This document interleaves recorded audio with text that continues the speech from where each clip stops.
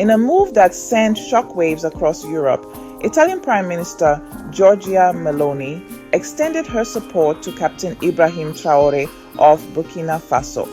This unexpected endorsement came amidst growing tensions between Burkina Faso and its former colonizer, France.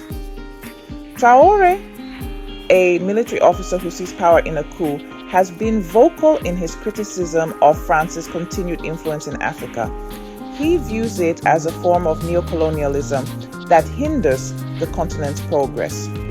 Meloni's endorsement of Traore therefore represents a significant departure from the traditional European stance on African affairs. Meloni's endorsement was not merely a symbolic gesture. She backed her words with action, promising increased Italian investment in Burkina Faso and advocating for stronger ties between the two nations. This move was widely seen as a direct challenge to France, which has long considered Burkina Faso to be within its sphere of influence. Meloni's actions suggest a growing willingness on her part to challenge the established geopolitical order and forge new alliances based on mutual respect and shared interests. The implications of Meloni's decision are far-reaching. It has emboldened other African leaders who share Traore's vision of a continent free from external interference. This has led to a surge in anti-French sentiment across Francophone Africa, with many calling for a complete break from the former colonial power. Meloni's support for Traore has also exposed the hypocrisy of Western powers that claim to champion democracy and human rights while turning a blind eye to the plight of African nations struggling under the weight of neo-colonialism. This unexpected alliance between Italy and Burkina Faso has the potential to reshape the geopolitical landscape of Europe and Africa. It remains to be seen whether this partnership will lead to a more equitable and just relationship between the two continents. However, one thing is certain. Meloni's bold move has ushered in a new era in Euro-African relations, one in which the old rules no longer apply. Captain Ibrahim Traore's rise to power in Burkina Faso was swift and unexpected. A relatively unknown military officer, he seized control of the government in a bloodless coup, promising to restore stability and security to the nation. Traore's leadership has been marked by a strong stance against terrorism and a commitment to improving the lives of ordinary Burkinabe. He has implemented a series of ambitious reforms aimed at boosting the economy, improving healthcare and education, and tackling corruption. One of Traore's key priorities has been to address the security situation in Burkina Faso, which has been plagued by jihadist violence in recent years. He has taken a hard line against terrorism, strengthening the military, and launching a series of offensives against militant groups operating in the country. Traore has also sought to address the root causes of terrorism, such as poverty and lack of opportunity, through social and economic development programs. Beyond security, Traore has also focused on improving the lives of ordinary Burkinabe. He has implemented free education initiatives, built new hospitals and mobile clinics, and increased civil servant salaries. Traore has also taken steps to promote economic development, including banning the export of unrefined gold to encourage local processing and create jobs. His government has also embarked on ambitious infrastructure projects, such as the construction of a new international airport in Ouagadougou.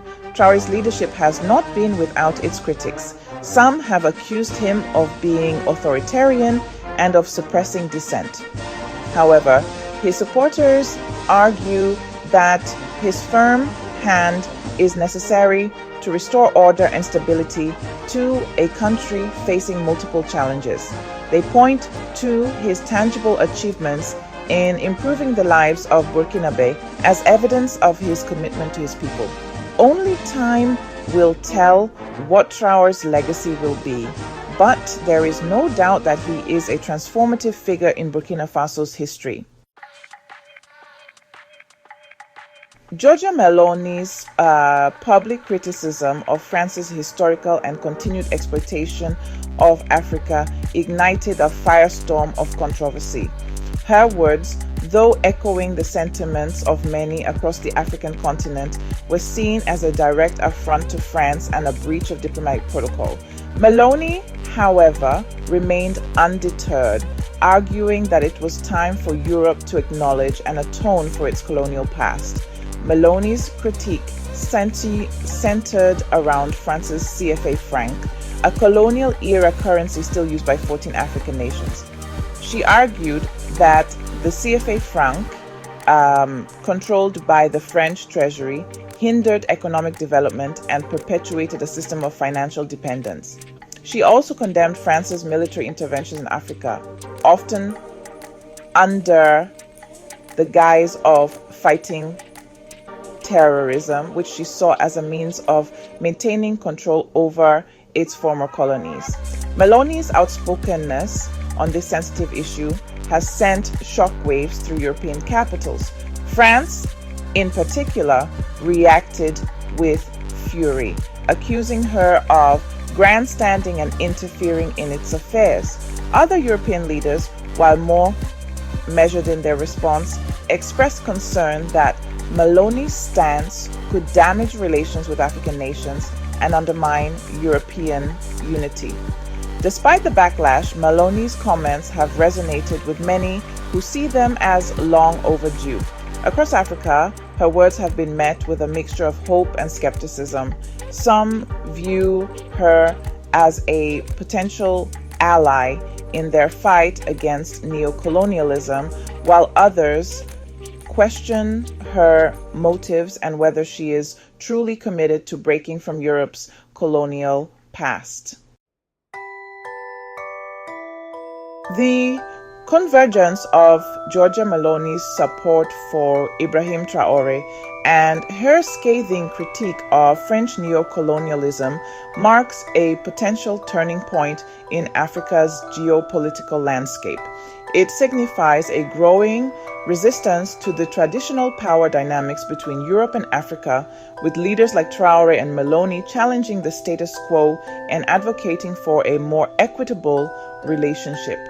This shift in power dynamics is driven by several factors. Firstly, there is a growing awareness among African nations of their own agency and their right to determine their own destiny, free from external interference. This is fueled by a younger generation that is increasingly disillusioned with the legacy of colonialism and neocolonialism. Secondly, the global balance of power is shifting with the rise of new economic and political powers like China and Russia. This has provided African nations with alternative partnerships and reduced their dependence on traditional Western powers. This has also emboldened leaders like Traore to pursue closer ties with these emerging powers, much to the chagrin of Western nations.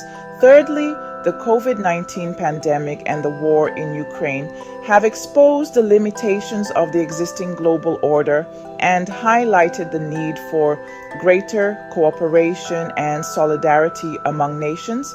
This has created an opportunity for African nations to assert themselves on the global stage and demand a more prominent role in shaping the post-pandemic world. The geopolitical implications of these developments are far-reaching. The relationship between Europe and Africa is being redefined with a greater emphasis on mutual respect, partnership, and shared prosperity. This could lead to increased investment and trade between the two continents, as well as greater cooperation on issues of common concern, such as climate change, migration, and security.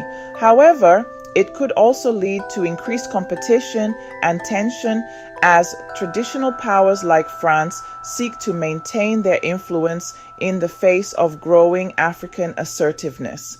If you like this video, please hit that subscribe button and I will see you in my next video.